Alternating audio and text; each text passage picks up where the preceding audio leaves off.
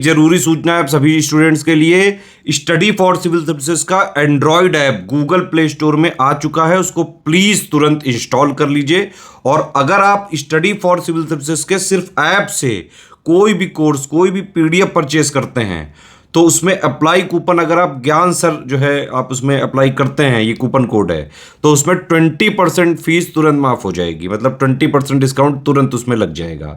ज्ञान सर लिखना है, नॉर्मली ज्ञान सर स्मॉल लेटर में है सब कुछ, कोई स्पेस नहीं, कोई कॉलम नहीं, सिर्फ ज्ञान सर, GYANSIR। इस तरह से अगर कूपन कोड लगाते हैं आप ऐप में बाई करने से पहले, जो अप्लाई कूपन वाले में आता है, तो 20% का डिस्काउंट तुरंत मिलेगा। वीडियो देखिए। नमस्कार साथियों, स्वागत है आप सभी का स्टडी फॉर सिविल सर्विसेज में। ये क्लास है आज हमारी एनवायरमेंटल साइंस में बायोडायवर्सिटी की। आज की क्लास में हम चर्चा करेंगे कि जैव विविधता क्या होती है और इसके कितने प्रकार होते हैं, इसको आज जानने का हम प्रयास करेंगे। देखिए भाई, काफ़ी इंपॉर्टेंट टॉपिक है और अगर आप पहली बार हमारे चैनल पर विजिट कर रहे हैं तो चैनल को सब्सक्राइब करिए साथियों।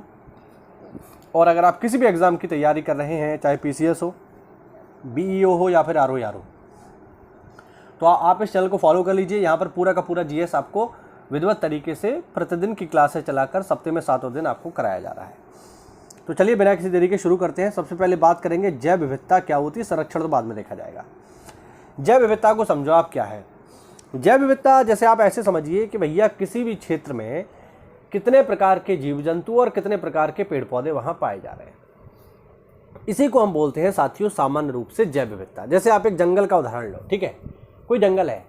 अब आप उस जंगल में देखते हैं कि उस जंगल में उत्पादक भी हैं। उत्पादक मतलब हरे पेड़ पौधे, घास हैं।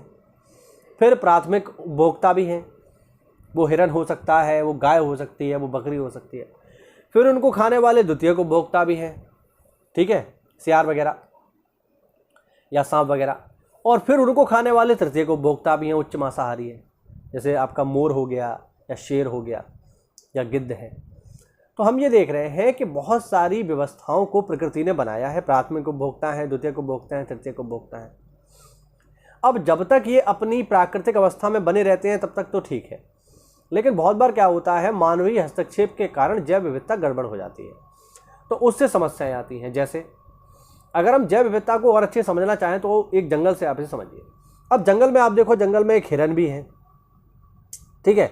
अब आप इमेजिन करो कि अगर जंगल में हिरनों की संख्या कम हो जाए और शेरों की संख्या बढ़ जाए साहब, तो क्या स्थिति होगी। अब आप इमेजिन करिए जंगल में सब शेर है, तो अगर जंगल में सब शेर हो जाएंगे तो शेर फिर खाएगा किसको। कोई सोचने वाली बात है कि नहीं। अभी मान लीजिए जंगल में सब शेर है, तो शेर फिर शिकार किसका करेगा, तो हिरनों की संख्या कम हो जाएगी, ठीक है। अगर हिरनों की संख्या कम है और शेर ज़्यादा है तो स्थिति क्या आएगी, तो स्थिति ये आएगी कि शेर फिर खाएंगे किसको। अब हिरन अगर होंगे ही नहीं तो शेर फिर किसको खाएंगे। अब जंगल में जो चीज़ उपलब्ध होगी उससे खाया जाएगा। अब जंगल में शेर ही ज़्यादा है, हिरन है ही नहीं, तो शेर फिर क्या करेंगे, शेरों का ही शिकार प्रारंभ कर देंगे और शेर एक दूसरे को खाना शुरू कर देंगे। और जब एक दूसरे को खाना शुरू कर देंगे तो इससे शेरों की संख्या पर प्रतिकूल प्रभाव पड़ेगा और शेरों की संख्या कम होती चली जाएगी। बात समझ रहे हैं ना।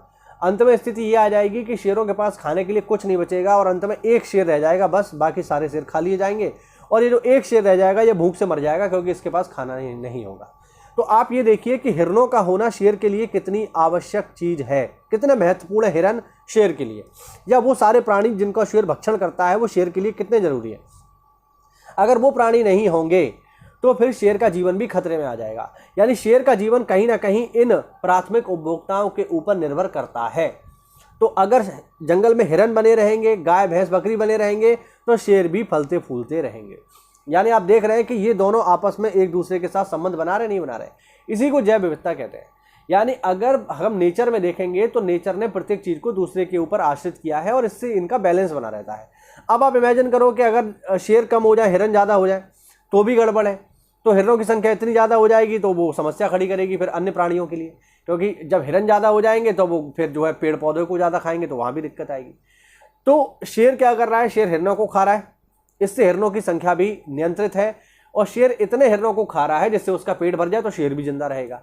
इसी को ये जो आपसी में ये जो हम कह रहे हैं कि ये जो सहचारिता का सिद्धांत है कि एक दूसरे से लोग जुड़े हुए हैं, इसी को हम कहते हैं जैव विविधता। तो आपको समझ में आया होगा जैव विविधता हमारे लिए क्यों महत्वपूर्ण है।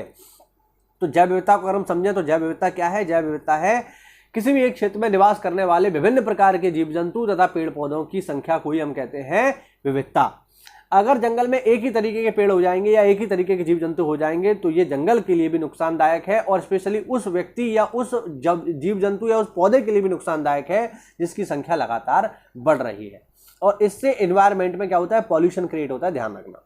तो आपको समझ में आया होगा कि जैव विविधता हमारे लिए क्यों महत्वपूर्ण है। अब जरा बेसिक फैक्ट है, इनको पढ़ लेते हैं।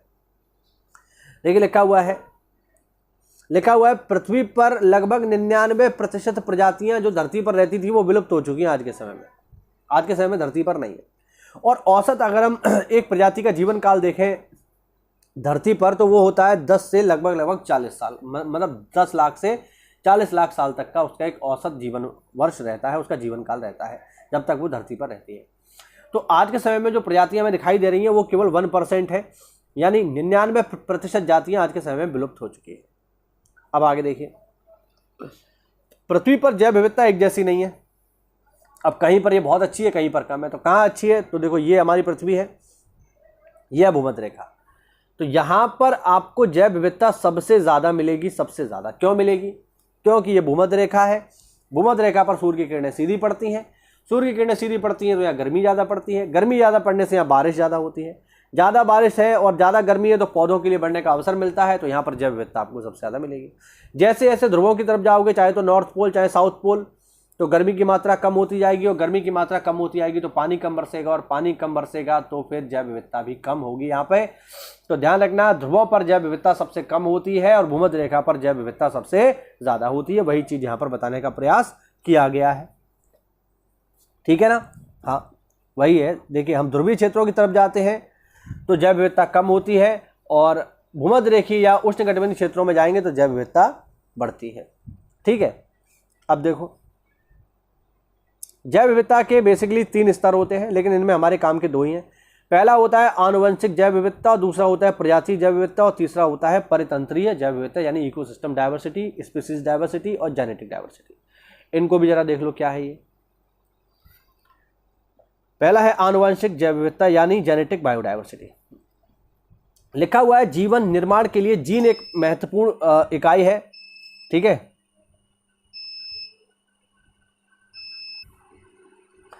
किसी प्रजाति में जीन की विविधता ही आनुवंशिक जैव विविधता है। समान भौतिक लक्षणों वाले जीवों के समूह को प्रजाति कहते हैं। मानव आनुवंशिक रूप से होमो सैपियंस प्रजाति से संबंधित है, जिसमें कद, रंग और अलग दिखावट जैसे शारीरिक लक्षणों में काफ़ी भिन्नता है।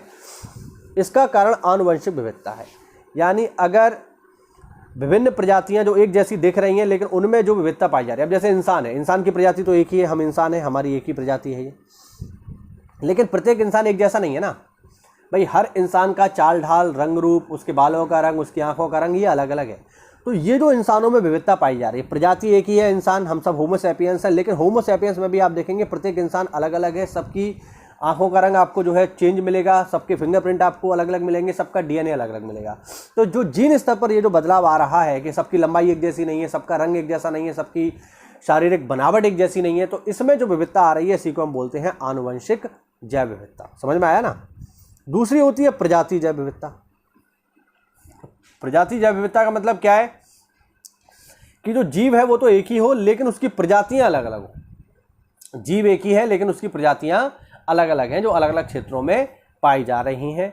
तो एक जीव की जो भिन्न भिन्न प्रजातियां पाई जा रही हैं अलग अलग क्षेत्रों में, उनमें जो विविधता पाई जाती है उसे बोलते हैं प्रजातीय विविधता। जैसे प्रजातियों की अनेक रूपता को बताती है प्रजाति विविधता।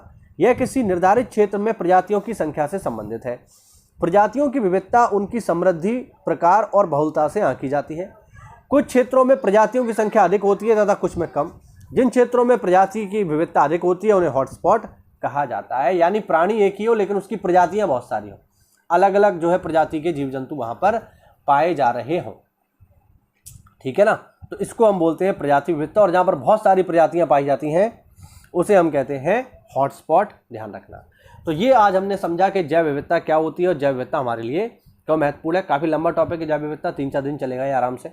तो इसके छोटे छोटे टॉपिक बांट के हम इसको पढ़ लेंगे, ठीक है साथियों। तो अगर आपको लेक्चर अच्छा लगा हो तो वीडियो को लाइक करिए, चैनल को सब्सक्राइब करिए साथियों, सब्सक्राइबर कम है इसके, ठीक है, थोड़ा सपोर्ट दिखाइए। और अगर आप हमारे किसी भी पेड ग्रुप प्रोग्राम से जुड़ना चाहते हैं जो कि PCS, BEO और RO परीक्षा के लिए चल रहे हैं, तो दिए गए नंबर्स पर कॉल करके आप हमसे जुड़ सकते हैं। मिलते हैं अगली क्लास में, तब तक के लिए जय हिंद, जय भारत, वंदे मातरम।